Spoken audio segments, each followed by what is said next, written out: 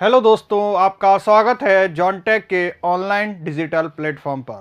जैसा कि आप लोगों को पता है कि जॉनटेक टीम ने आपके लिए एक प्रोग्राम लॉन्च किया है जिसका नाम है BCTQ, जिसके अंतर्गत हम आपको क्वेश्चन प्रोवाइड कराएंगे। हर सब्जेक्ट के आपको डिफरेंट टाइप के क्वेश्चन आपको प्रोवाइड किए जाएंगे, जिसमें आपकी पूरी जो सब्जेक्ट है उसके जो कॉन्सेप्ट हैं वो आप क्या हो सकते हैं, आपके बिल्डअप हो सकते हैं। ठीक है, तो आज हम जो लेके आए हैं क्वेश्चन वो है हमारे मेजरमेंट के। तो हमारा पहला क्वेश्चन है, a multimeter is often called a VOM which is an abbreviation of volt ohm. क्या बोल रहा है ये? एक मल्टीमीटर को अक्सर VOM भी कहते हैं, जो वोल्ट ओम का संक्षिप्त है।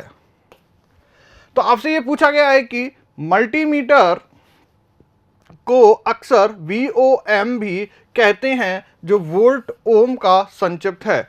तो आप में क्या मीटर को हम बोलते हैं VOM? नहीं। मेगामीटर को बोलते हैं क्या? नहीं। और माइक्रोमीटर? नहीं। तो आपका क्या हो गया? मिलीमीटर। मतलब जो VOM है इसका फुल फॉर्म अगर हम देखें तो वोल्ट ओम मिली एमीटर। क्या होता है? Volt ohm milli ammeter. ये जो मल्टीमीटर जो होता है आपका, इसी का दूसरा नाम क्या होता है? VOM। और VOM की जो फुल फॉर्म होती है वो होती है वोल्ट ओम मिली एमीटर। और आपको पता है कि जो मल्टीमीटर होता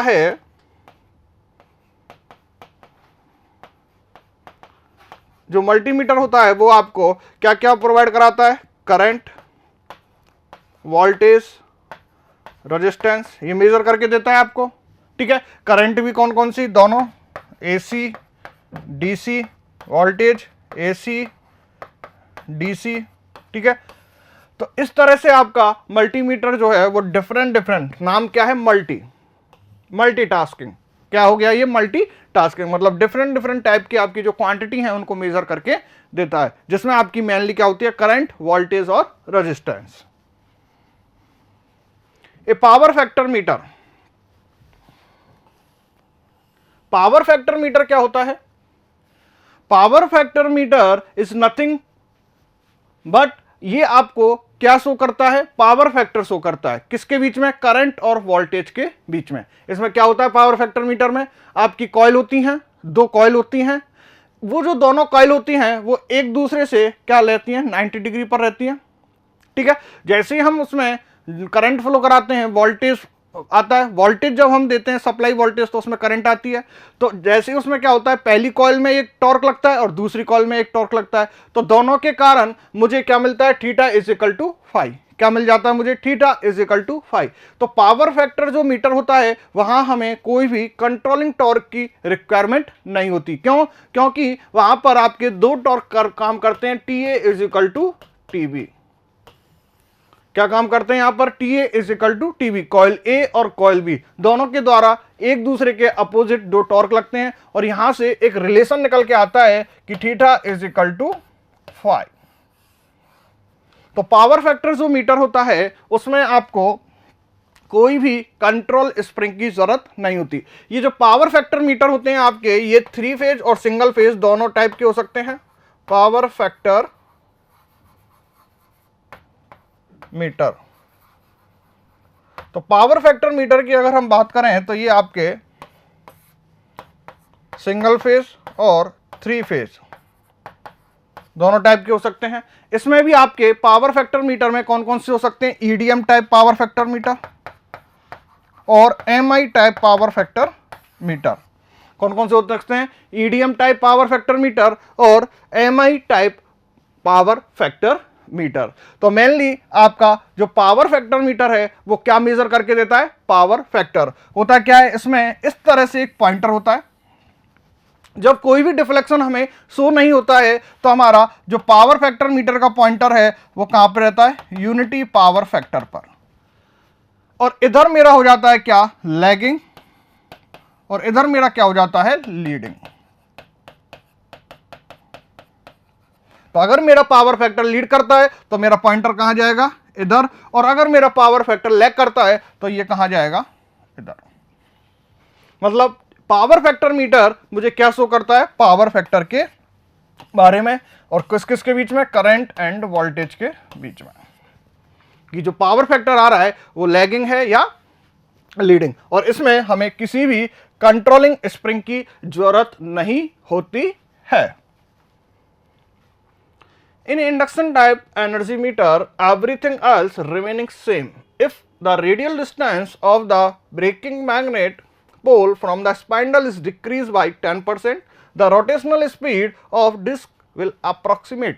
आपसे क्या पूछा गया यहाँ पर कि आपके पास एक इंडक्शन टाइप का ऊर्जा मापी यंत्र है, उसमें सभी वस्तुओं के वहीं रहते हैं। यदि तर्कु से ब्रेक चुंबक ध्रुवों की त्रिज्या दूरी 10% कम कर दी जाए तो डिस्क की घूर्णनात्मक चाल क्या होगी? बात समझ में आई आपको?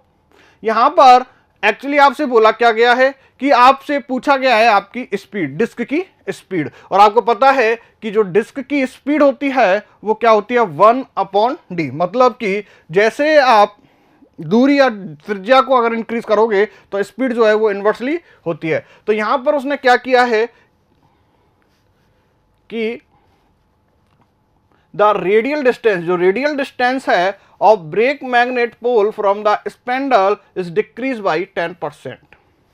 तो 10% का मतलब क्या हो गया? मैंने माना कि मेरी जो स्पीड है वो 1 क्या है d1 n1 और n2 is inversely proportional to d2। अब यहां पे उसने क्या किया है कि जो डिस्टेंस है मेरी पहले क्या थी d1, अब जो मेरी डिस्टेंस है d2 वो क्या हो गई 10% डिक्रीज हो गई। 10% डिक्रीज होने का मतलब क्या है? 100 का अगर मैं 10% लेता हूं तो कितना आएगा?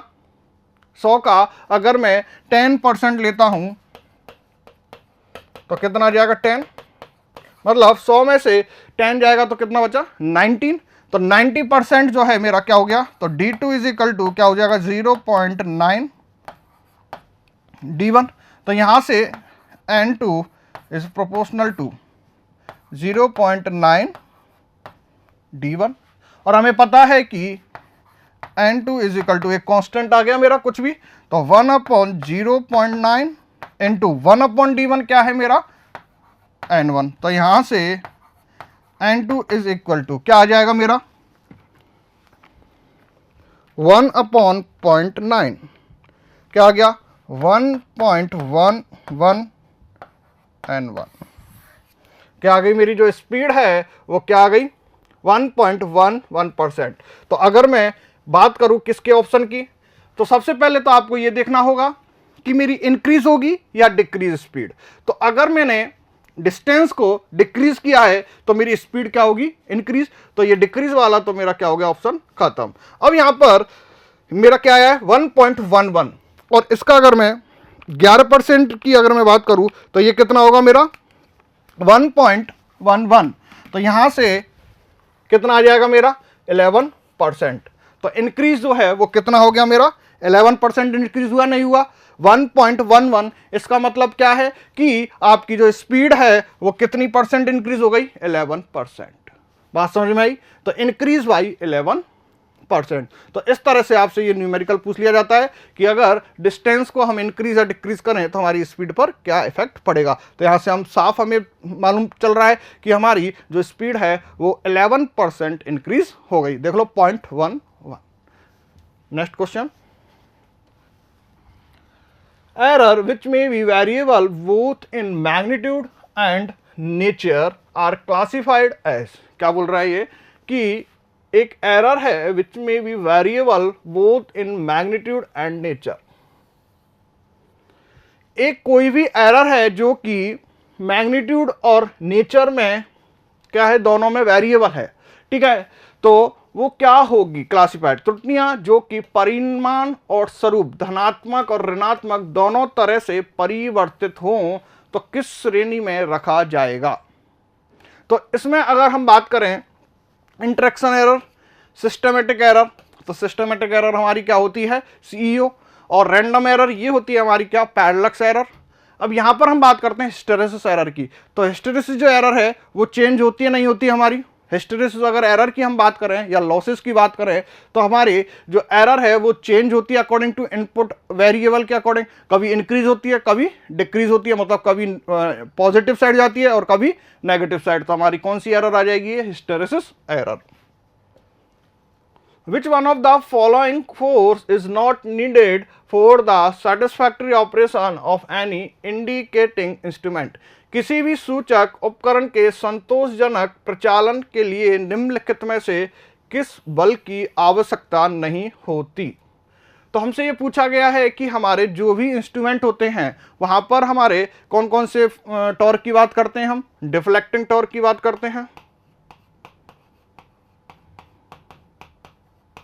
और डैम्पिंग और कंट्रोलिंग।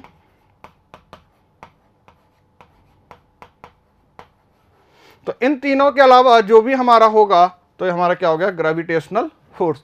तो हमारा क्या आंसर आ जाएगा? Gravitational force. The material to be use in manufacture of standard resistor should be. मानक प्रतिरोध के निर्माण में प्रयुक्त किए जाने वाली सामग्री में क्या होना चाहिए? तो हमारा अगर हम बात करें प्रॉपर्टी की तो आपका जो स्टैंडर्ड रेजिस्टेंस होता है क्या लो रेजिस्टिविटी होती है? नहीं। तो रेजिस्टिविटी तो उसकी क्या होती है? हाई। तो ये भी आपका खत्म।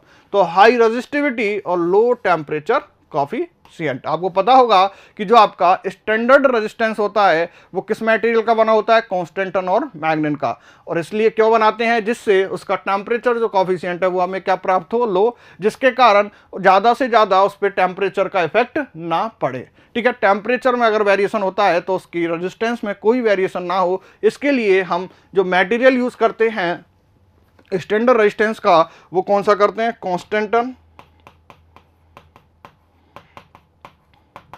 एंड मैग्नीन।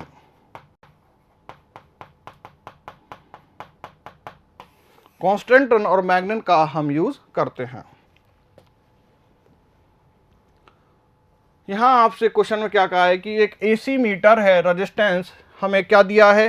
ये आरएम है और ये एक्स है और ये है आरएसएच और ये है एक्सएचएस।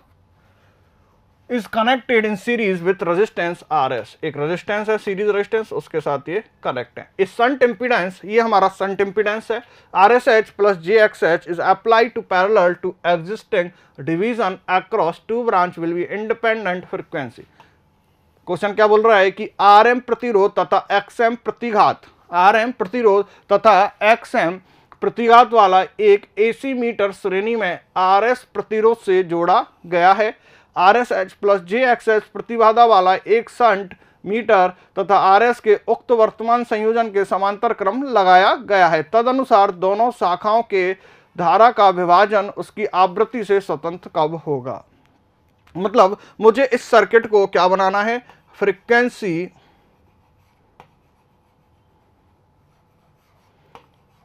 इंडिपेंडेंट। क्या बनाना है हमें? फ्रीक्वेंसी पर ये निर्भर ना करे। तो हमने एमआई टाइप का जो इंस्ट्रूमेंट था वहां पर क्या देखा था कि जब भी हमें फ्रीक्वेंसी इंडिपेंडेंट बनाना है तो हम क्या करते थे? टाइम कांस्टेंट जो होता है हमारा उसको हम क्या करते थे? इक्वल शंट टाइम कांस्टेंट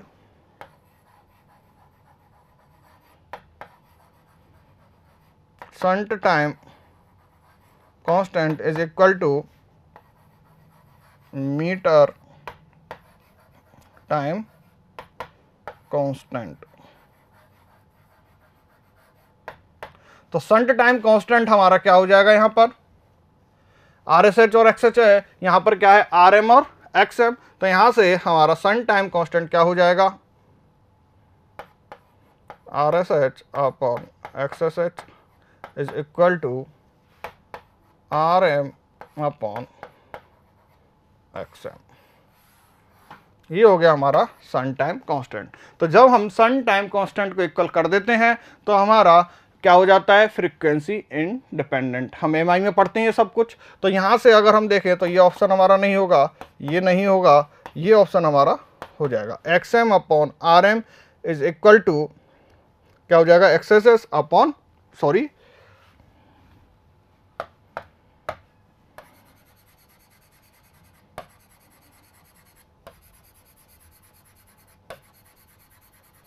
क्या हो जाएगा यहाँ पे आपका XSS upon RSH is equal to XM upon RM। ठीक है, L/R होता है, सॉरी, आपका जो टाइम कांस्टेंट है वो क्या होता है, L/R। तो इस तरह से हम अगर सम टाइम कांस्टेंट को इक्वल कर देते हैं तो हमारा फ्रीक्वेंसी इंडिपेंडेंट हो जाता है। एक्वाडॉक कोटिंग इज यूज्ड इन, यहां आपसे पूछा गया है कि जो एक्वाडॉक आस्तरण का उपयोग किस में किया जाता है, ये जो हमारे पास इंस्ट्रूमेंट है इसमें से किस में हम एक्वाडॉक का यूज करते हैं। तो आपको पता है कि जो एक्वाडॉक है ये क्या करता है, एक्वाडॉक क्या काम करता है, ये collect the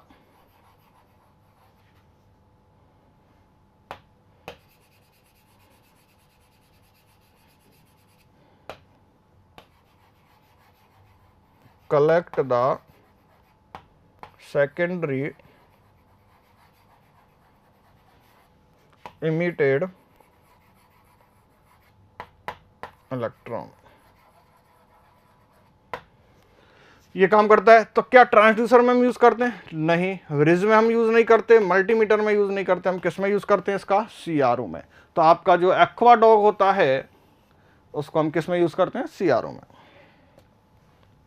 the sensitivity of A PMMC is 10 kilo ohm पर वोल्ट, हमें PMMC की जो सेंसिटिविटी है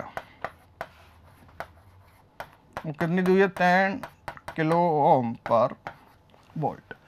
if this instrument is use in rectifier type voltmeter with half wave rectifier, यहां पर हमसे क्या दिया गया है, हाफ वेव रेक्टिफायर। तो हमें सेंसिटिविटी क्या होगी, क्या बोल रहा है आपसे कि एक PMMC उपकरण की संवेदनशीलता 10 किलो ओम पर वोल्ट है।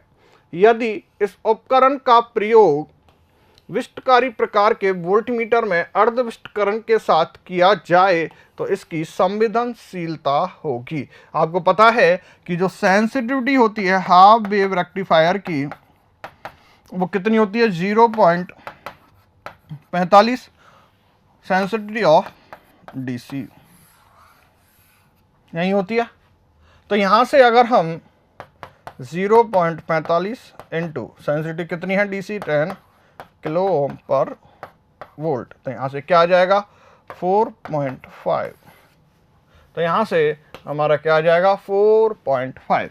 तो आपकी जो सेंसिटिविटी है किसकी, हाफ वेव रेक्टिफायर की, वो कितनी आ गई 4.5 किलो ओम पर volt. Frequency can be measure by using, आपसे यहाँ पूछा गया है कि ऐसा कौन सा ब्रिज है जो फ्रीक्वेंसी को मेजर करता है। अगर हम मैक्सवेल की बात करें तो ये क्या मेजर करता है, इंडक्टेंस। सैकरिंग ब्रिज की हम बात करें तो हमारा जो सैकरिंग ब्रिज है वो क्या मेजर करता है, लॉस एंगल। अगर इसकी बात करें तो ये क्या, म्यूचुअल इंडक्टेंस। तो हमारा व्हीन्स ब्रिज जो है उसमें क्या रहा है, W, तो ये हमारा क्या मेजर करता है, फ्रीक्वेंसी। तो आपका आंसर क्या हो जाएगा, व्हीन्स ब्रिज जो है वो आपका फ्रीक्वेंसी को मेजर करता है।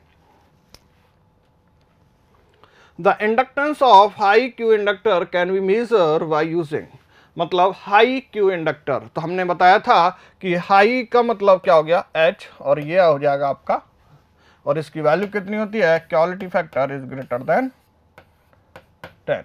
क्या सैकरिंग ब्रिज आपका क्वालिटी फैक्टर मेजर करता है, नहीं, ये क्या मेजर करता है, डिसिपेशन फैक्टर। व्हीन्स ब्रिज आपका फ्रीक्वेंसी, और मैक्सवेल ब्रिज है वो आपके मीडियम की बात होती है, मीडियम क्वालिटी फैक्टर।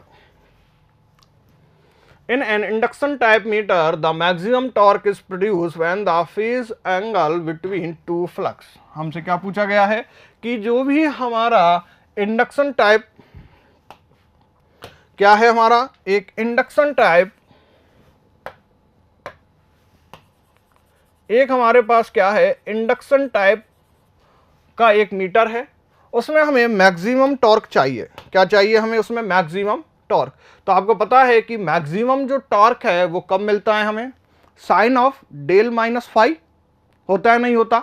हमारा एक फ्लक्स तो इस तरह से होता है, ठीक है, और हम क्या यूज करते हैं यहां पर, phi H S plus phi C U, होता है नहीं होता।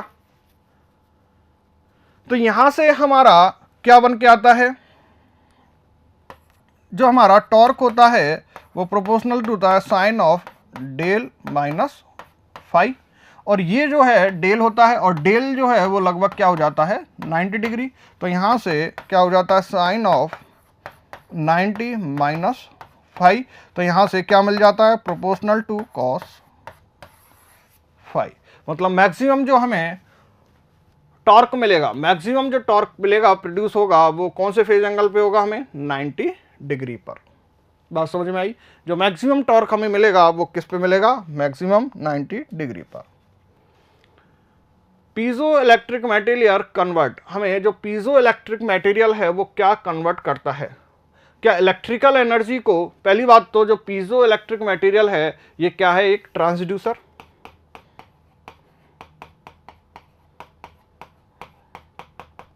और ट्रांसड्यूसर भी कौन सा है, ये ट्रांसड्यूसर, और क्या कहलाता है ये, इनवर्स ट्रांसड्यूसर। ट्रांसड्यूसर, अब हमसे पूछा गया है कि ये पीजो इलेक्ट्रिक जो मटेरियल है वो क्या कन्वर्ट करता है, electrical energy into mechanical energy, mechanical energy into electrical energy, temperature into electrical energy, electrical energy into temperature. तो हमारे जो ट्रांसड्यूसर होते हैं वो नॉन इलेक्ट्रिकल जो क्वांटिटी होती हैं उनको किस में चेंज करते हैं, इलेक्ट्रिकल क्वांटिटी में। तो हम क्या करते हैं, जो पीजो इलेक्ट्रिक मटेरियल होता है उसमें हम ऊपर से फोर्स लगाते हैं, प्रेशर लगाते हैं, जिससे एक चार्ज जनरेट होता है। उस चार्ज जनरेट होने के कारण मुझे क्या मिलता है, वोल्टेज। मतलब मैंने क्या किया कि मेरी जो नॉन इलेक्ट्रिकल क्वांटिटी थी उसको मैंने किस में चेंज किया, इलेक्ट्रिकल क्वांटिटी में। तो हम बोल सकते हैं कि जो पीजो इलेक्ट्रिक मटेरियल है वो कन्वर्ट करते हैं mechanical energy into electrical energy. Which of the following is true about analog multimeter?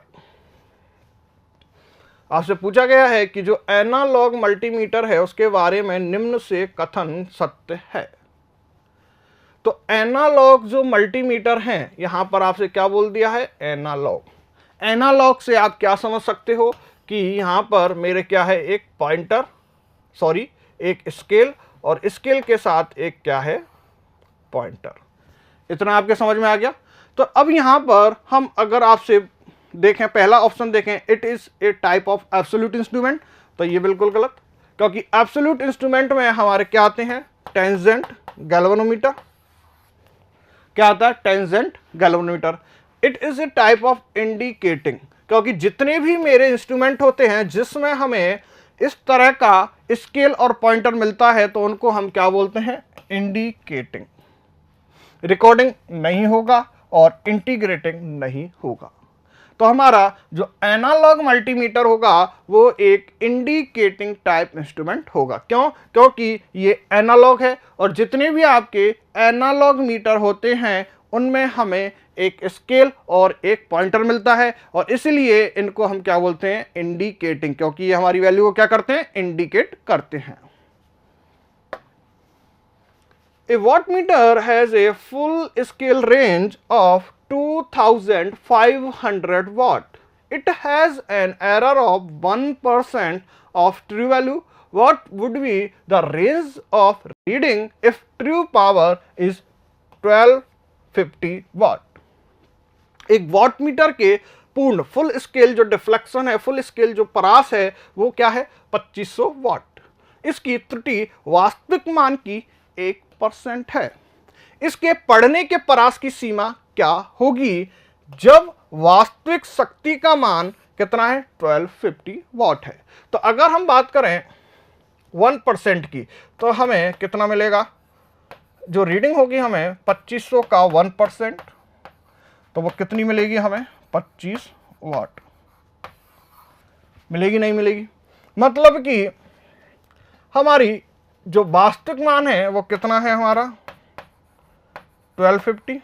तो 1250 प्लस माइनस क्या हो जाएगा, 25 होगा, नहीं होगा? तो यहां से हम एरर निकाल सकते हैं। 1250 into X Y 100 is equal to 25। तो यहां से क्या आ जाएगा, 25 इंटू 100 डिवाइड बाई कितना हो जाएगा, 1250। तो यहां से मेरे पास क्या आ जाएगी, एक डिवाइड बाई 1250। तो ये आ जाएगी मेरे पास x क्या, 2%। क्या आ गई मेरे पास, जो एरर है वो कितनी आ गई, 2%। तो यहां से हम फाइंड कर सकते हैं 1250 का 2%। 1250 का अगर हम 2% देखें कितना आ गया, 25। तो हमारा क्या आ जाएगा कि 1250 प्लस 25 कितना आ सकता है, 1275। और 1250 माइनस 25 कितना आ जाएगा, 1225 वाट। ठीक है, तो यहां पे हमारा क्या आ जाएगा, 1250 प्लस माइनस 25। तो ये कितना आ जाएगी, रेंज कितनी आ जाएगी हमारी, 1225 और 1275 दोनों रेंज आ जाएंगी हमारी। तो इस तरह से हमारी क्या आ गई, 1225 आ गई और 1275 वाट। तो इस तरह से हमारे क्या हो गए, हमने देखा कि हमने वॉट मीटर था हमारा, और वहां पर हमने क्या किया कि हमें क्या दे रखा था, ये फुल स्केल हमें क्या दे रखी थी, फुल स्केल जो है वो कितनी थी, 2500 वाट, और इसकी एरर क्या थी, 1% थी ऑफ ट्रू वैल्यू। और हमें रेंज निकालनी थी किसकी, रीडिंग की, इफ अगर ट्रू पावर क्या है हमारी, 1250। ठीक है, तो इस तरह से आज के हमारे जो क्वेश्चन हैं वो कंप्लीट होते हैं। Thank you all of you.